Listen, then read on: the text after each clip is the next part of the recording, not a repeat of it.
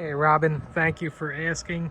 So the end walls I put on a 1x2 batten, just nailed into, it's just really a furring strip to hold down the plastic to the studs.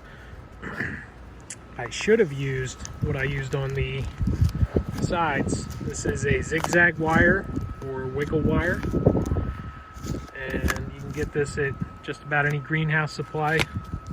You just do exactly as it says. You just wiggle it.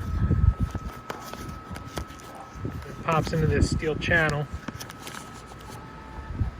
and we just put 2 layers of poly on.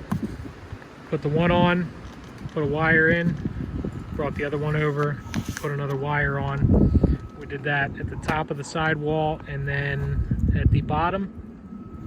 And the bottom, the plan is to undo that, and we can roll up the sides when I get that set up. I should have done the same channel on here, because right now I've got this just nailed on. I didn't really think about it at the time. They make the channel with cuts already in it so that you can kind of bend it as you're going up around the curve and keep it kind of tight. So I was unaware of that when we were getting everything together for this, but maybe on the next greenhouse. Thanks again. Hope this helped.